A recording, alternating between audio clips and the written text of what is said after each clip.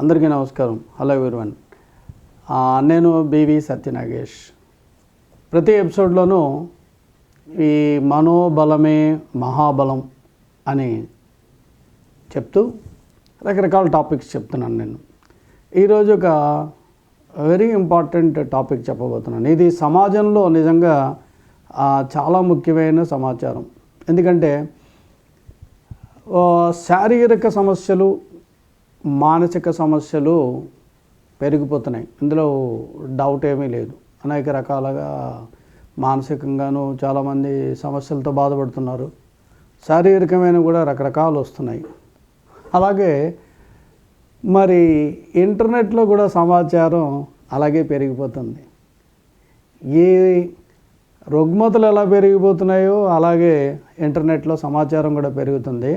అయితే ఈ ఇంటర్నెట్లో సమాచారం తీసుకునే వాళ్ళందరూ కూడా ఆ నాలెడ్జ్ తోటి వచ్చి మాట్లాడుతూ ఉంటారు. అంటే ఒకసారి ఒక అతను నా దగ్గరికి వచ్చాడు. వచ్చి చెప్పండి ఏంటన్నా అంటే నేను కౌన్సిలింగ్కి వచ్చాడు. ఏం లేదు సార్, నాకు ఓసిడి ఉంది సార్ అని. మీకు ఎవరు చెప్పారు అన్నా. నేను ఇంటర్నెట్లో చూశాను సార్. అలాగే సార్ నాకు బాగా ఎడ్రినాలిన్ బాగా ఎక్కువ రిలీజ్ అయిపోతుంది సార్, దీని ఏమైనా కోపింగ్ మెకానిజం చెప్తారా అని. ఇలాంటి వర్డ్స్ అన్నీ వాళ్ళు వాడుతున్నారు.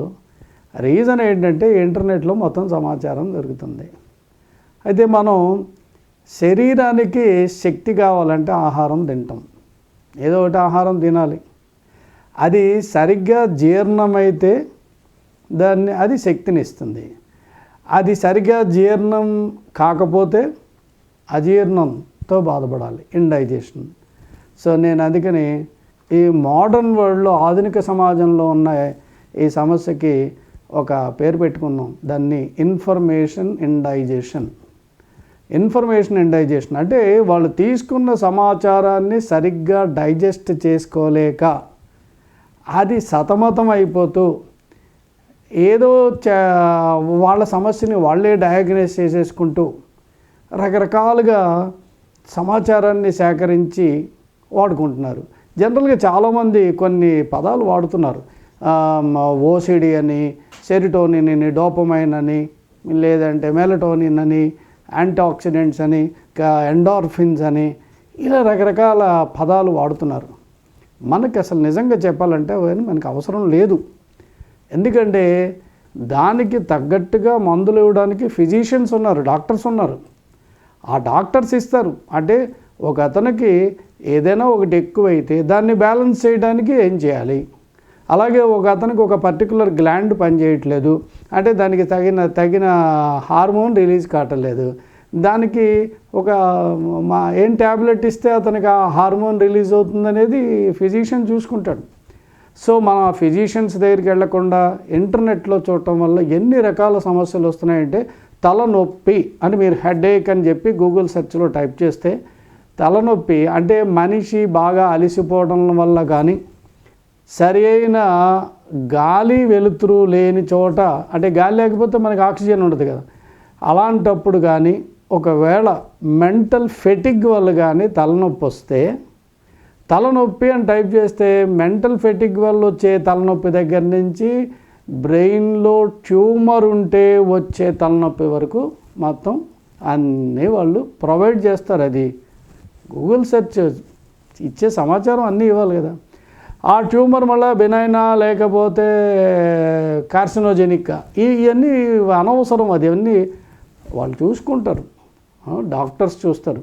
సో అందుకని అనవసరమైన సమాచారంలోకి వెళ్ళి వాటిని సరిగ్గా జీర్ణించుకోలేక ఇన్ఫర్మేషన్ ఇండైజెషన్తో చాలామంది సఫర్ అవుతున్నారు. కనుక నాకు అనిపించింది ఈ సమాచారాన్ని అందివ్వాలి.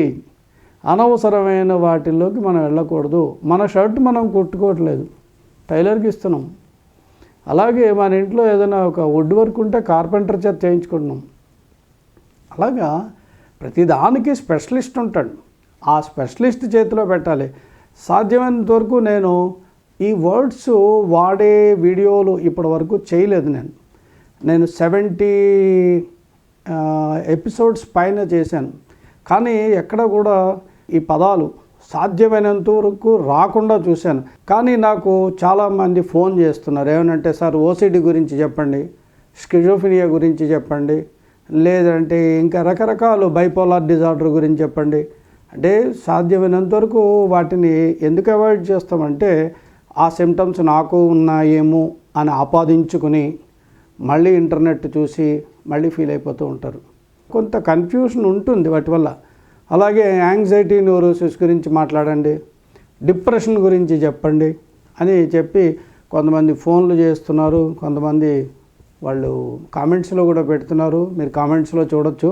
సో అందుకే నేనేమంటున్నానంటే, మీకు ఏమైనా సిమ్టమ్స్ ఉంటే తప్పకుండా మీరు నాలాంటి వాడి ద్వారా తెలుసుకోవచ్చు. లేదా మీ దగ్గరున్న ఫిజిషియన్ దగ్గరికి వెళ్తే, మీ ఫ్యామిలీ ఫిజిషియన్ దగ్గరికి వెళ్తే వారు చెప్తారు మీకు.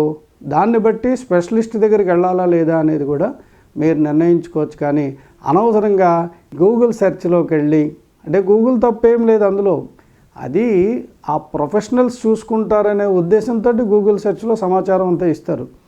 సో అవన్నీ తీసుకుని మనకేదో రకమైన సమస్య ఉందనుకుని ఆపాదించుకుని ఆ ఇండైజేషన్లోకి వెళ్ళొద్దని, ఇన్ఫర్మేషన్ ఇండైజేషన్ సమస్యతో బాధపడొద్దని చెప్తూ ఈరోజు ఈ టాపిక్ని ఇక్కడితో ముగిస్తున్నాను. మీకు నచ్చితే తప్పకుండా లైక్ చేయండి, అలాగే సబ్స్క్రైబ్ చేయండి. మళ్ళీ ఇంకొక అంశంతో మళ్ళీ మీ ముందుకు వస్తా. మీ సత్య నాగేష్.